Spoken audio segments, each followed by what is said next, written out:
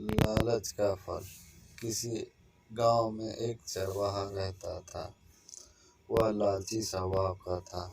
हमेशा यही सोचा करता था कि किसी प्रकार वह गांव के सबसे अमीर हो जाए।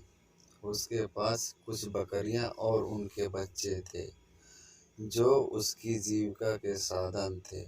एक बार वह गांव से दूर जंगल के पास पहाड़ी पर अपनी बकरियां को चराने ले गया। अच्छी घास ढूंढने के चक्कर में आज वो एक नए रास्ते पर निकल पड़ा।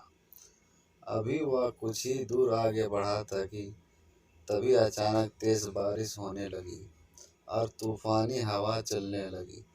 तूफान से बचने के लिए चरवाहा कोई सुरक्षित स्थान ढूंढने लगा। उसे कुछ ऊंचाइयों पर एक गुफा दिखाई दी। चरवाहा बकरियों को वहीं बांध उस जगह का जायजा लेने पहुंचा तो उसकी आंखें फटी की फटी रह गई। वहां बहुत सारी जंगली भेड़ें मौजूद थी। मोटी तगड़ी भेड़ों को देखकर चरवाहा को लालच आ गया। उसने सोचा, अगर ये भेड़ें मेरी हो जाए तो मैं गांव में सबसे अमीर हो जाऊंगा। इतनी अच्छी और इतनी ज़्यादा भेड़ें तो आसपास के कई गांव में किसी के पास नहीं है। उसने मन ही मन सोचा कि मौका अच्छा है, मैं कुछ ही देर में इन्हें बहला फुसला कर अपना बना लूँगा, फिर इन्हें साथ लेकर गांव चला जाऊंगा।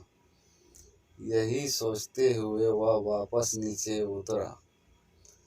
बारिश में भीगती अपनी दुबली पतली कमज़ोर बकरियां देखकर उसने सोचा कि अब मेरे पास इतनी सारी हट्टी कट्टी भेड़ें हैं तो मुझे इन बकरियों की क्या ज़रूरत।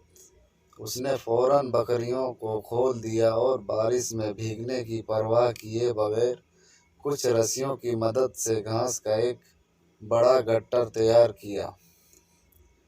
गट्ठर लेकर वह एक बार फिर गुफा में पहुंचा और काफ़ी देर तक उन भेड़ों को अपने हाथ से हरी हरी घास खिलाता रहा। जब तूफान थम गया तो वह बाहर निकला।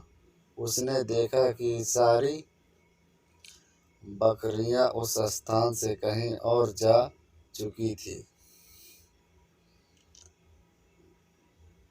चरवाहा को इन बकरियों को जाने का कोई अफसोस नहीं था, बल्कि वह खुश था कि आज उसे मुफ्त में एक साथ इतनी अच्छी भेड़ें मिल गई है। यही सोचते सोचते वह वापस गुफा की ओर मुड़ा, लेकिन ये क्या, बारिश थमते ही भेड़ें वहाँ से निकलकर दूसरी तरफ जाने लगी। वह तेज़ी से दौड़कर उनके पास पहुँचा और उन्हें अपने साथ ले जाने की कोशिश करने लगा, पर भेड़ें बहुत थी, वह अकेला उन्हें नियंत्रित नहीं कर सकता था। कुछ ही देर में सारी भेड़ें उसकी आंखों से ओझल हो गई। इससे आप लोगों को क्या सीख मिली? लालच एक बुरी बला है। दोस्तों, अगर आपको मेरा वीडियो अच्छी लगी हो तो सब्सक्राइब, लाइक एंड शेयर करें। Bye, take care.